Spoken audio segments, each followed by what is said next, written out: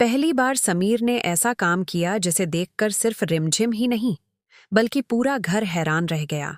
क्योंकि जिस समीर ने हमेशा रिमझिम को नजरअंदाज किया, जिसकी नजरों में कभी रिमझिम की कोई अहमियत नहीं थी, आज वही समीर उसके लिए इतनी खूबसूरत सजावट करता दिखाई देता है। घर का पूरा माहौल बदल चुका होता है।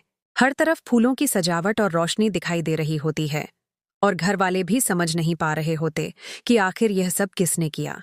तभी वहां रिमझिम आती है और जैसे ही उसकी नजर उस सजावट पर पड़ती है, वह कुछ पल के लिए रुक जाती है, क्योंकि सामने समीर खड़ा होता है। और सबसे बड़ा झटका तब लगता है जब रिमझिम को पता चलता है कि यह सब उसी के लिए किया गया है।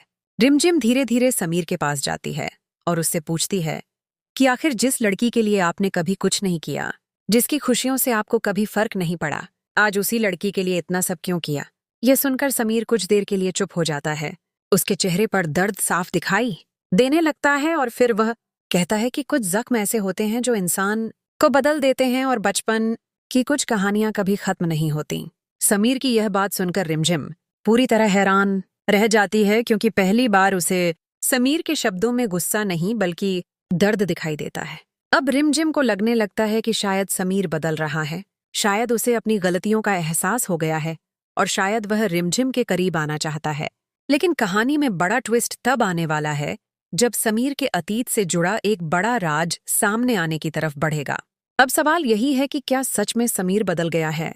क्या उसके दिल में रिमझिम के लिए प्यार जाग चुका है, या फिर इसके पीछे कोई ऐसा सच छिपा है जो रिमझिम की पूरी दुनिया बदल देगा? दूसरी तरफ रिमझिम भी उलझन में है, क्योंकि उसने समीर का वह रूप भी देखा है जिसने उसे दर्द दिया था, लेकिन आज वही समीर उसकी खुशियों के लिए खड़ा नजर आ रहा है। अब देखना काफी दिलचस्प होगा कि क्या रिमझिम और समीर एक दूसरे के करीब आएंगे या आने वाला सच दोनों को हमेशा के लिए अलग कर देगा।